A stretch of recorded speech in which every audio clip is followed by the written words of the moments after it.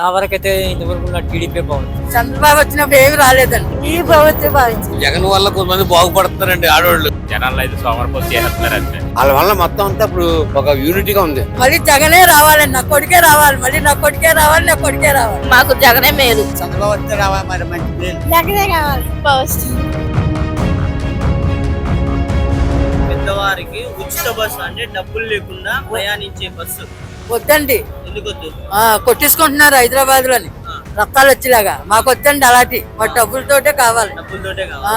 వద్దండి. జగన్ అన్న పెట్టింది అది పద్ధతి కదా.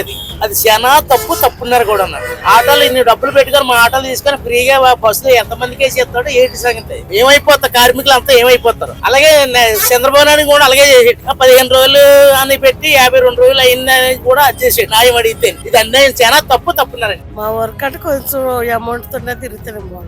అవసరం ఆటో కార్మికులు అన్యాయం అయిపోతామంట. అన్యాయం అంటే లోకల్లో తిరిగితే అవుటర్ కదా. ఉచిత బస్సు అంటే ఎవరైనా ముసలి అలాంటి వాళ్ళకి అయితే యూజ్ అవుద్ది. అందరికీ ఉచిత బస్సు సర్వీస్ అయితే రాష్ట్రం కొంచెం ఆల్రెడీ అప్పుల్లో ఉంది కాబట్టి కొంచెం అది ఇబ్బందికరంగానే ఉండొచ్చు. అది ఉండాలంటే ఇది ఉండాలి అంటే అందరికి కాకుండా ఏదో ఇన్ని సంవత్సరాల కన్నా ఉంటుంది కదా, అలా పెడితే అవకాశం బాగుంటుందండి. కావాలి. ఎందుకు కావాలి? ఎందుకు కావాలి? ఫ్రీగా వెళ్తానికి రావడానికి.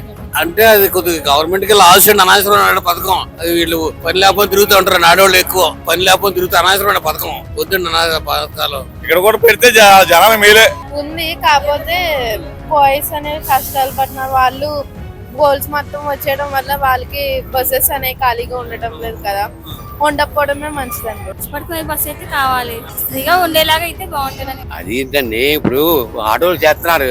మగవాడు కూడా చేస్తే మంచిది. బస్సులు పర్లేదండి. ఉచితం ఇస్తే లేడీస్ మంచిదే కదండి. ఉంటే లేడీస్ మంచిదే.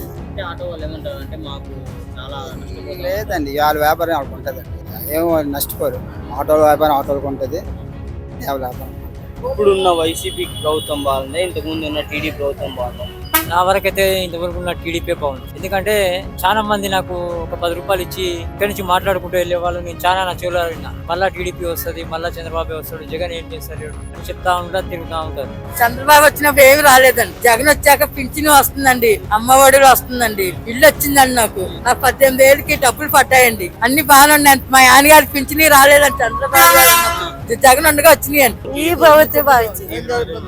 అభివృద్ధి అంటే అభివృద్ధి జరుగుతుంటే అంటే ఈ సంక్షేమ పదాలు ఎక్కువ ఉన్నాయి ప్రస్తుతానికి. జగన్ వల్ల కొంతమంది బాగుపడుతున్నారండి. ఆడవాళ్ళు రిసల్విడిగా తిరిగేవారు కొంచెం బాగుపడుతున్నారండి. అన్ని పెరిగిపోయినాయి కదండి. పనులే ఉన్నాయి. మధ్య తరగతి ఎవరికి పని ఏమీ లేదు, సరైన ఉపాధి లేదు ఎవరికైనా. జనాల్లో అయితే సోమరపోతు చేస్తున్నారు అంతే. చంద్రబాబు పరిపాలనే బాగుందండి. ఆయన ఉన్న టైంలో అయితే అన్ని పథకాలు ఉన్నాయండి, పనులు కల్పించారు. ఒక మధ్య తరగతి ఎలా బతకాలన్నది కూడా పనులు అయ్యి ఉండేవి. ఇప్పుడు ఏమున్నాయండి?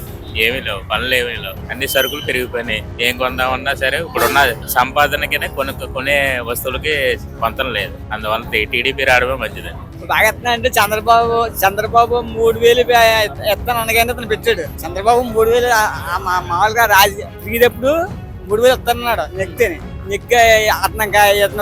నెక్కాడు కదా. సంవత్సరానికి ఒకసారి 200 పెంచాడు. అంతకంతా 2000 ఆయన ఇచ్చేవాడు. ఇతను అలాగా 3000కి మొన్న నుంచి 3000 కట్ చేశాడు. వాలంటీర్లు వాళ్ళు ఉంటే మేలా తీసేస్తానే ఆల్రెడీ నాడంగా సమాధానం చెప్తలేదు. నాడంగా అసలు పెన్షన్ కూడా ఇస్తలేదు. ఉండడం మంచిదే, కానీ దాన్ని కొంచెం కంట్రోల్లో ఉంచితే బాగుంటుంది. బానే ఉంది, ఉంటేనే బెటర్. వాళ్ళ వల్ల మొత్తం అంతా ఇప్పుడు ఒక యూనిటీగా ఉంది. అంటే మనకి ఏదైనా వచ్చినా మరి వాళ్ళే కదా ఇది వస్తున్నారు సార్. వాళ్ళు కూడా మనకి సహకరిస్తున్నారు. కరోనా వచ్చిందంటే కాకపోతే వాలంటీర్ల వల్ల కూడా మనకి తెలియపెచ్చుకోరు. రాకూడదు అనేసి, మనకి ఇబ్బంది పడకూడదు, మీరు బయటకు రాకూడదు అనేసి కూడా మనకి ఎవరు వస్తే ముఖ్యమంత్రి మళ్ళీ మేలు? మళ్ళీ జగనే రావాలండి. నా కొడుకే రావాలి. మళ్ళీ నా కొడుకే రావాలి. నా కొడుకే రావాలి. బీజేపీ జగన్ గారు జగన్ కావాలి. జగన్ గారు అలా బాగానే చేశారు, కానీ చంద్రబాబు నాయుడు గారు అంటే కొంచెం బెటర్ అనిపిస్తుంది. మాకు జగనే మేలు. జగన్మోహన్ రెడ్డి వస్తే బాగుంటుంది అన్నారండి. ఫస్ట్ చంద్రబాబు వస్తే రావాలి. మరి మంచి మేలు. జగనే కావాలి. చంద్రబాబు పవన్ కళ్యాణ్ కలిపి పోటీ చేస్తే బాగుంటుంది, విడిగా పోటీ చేస్తే బాగుంటుంది. ఆయన అంటే కొత్తగా వచ్చారు కళ్యాణ్ గారు. ఈయనైతే మరి ఎప్పుడు 70 సంవత్సరాల అనుభవంతో ఉన్నాడు.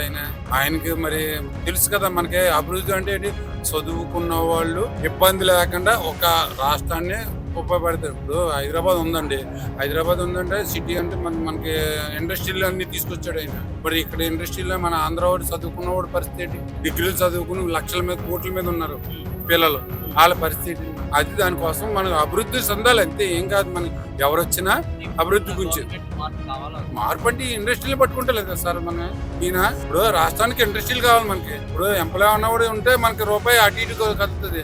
రైతులు బాగుంటారు, వాళ్ళ పిల్లలు బాగుంటేనే కదా, రైతులు పెట్టే బాగుంటేనే కదా మనకి ఏదైనా మనకి సహకరించింది. అది దాని మీద ఏంటంటే మనకి ఇబ్బంది లేకుండా ఇప్పుడు ఇండస్ట్రీలు అవి ఏ పార్టీ వచ్చినా సరే అండి, ఇండస్ట్రీలు మెయిన్. ఇండస్ట్రీలో అయితే చదువుకున్నవాడు ఎంప్లాయ్ అని ఉన్నవాడు ఇబ్బంది లేకుండా ఉంటుంది. అప్పుడు రైతులు కూడా మనకి సహకరిస్తారు.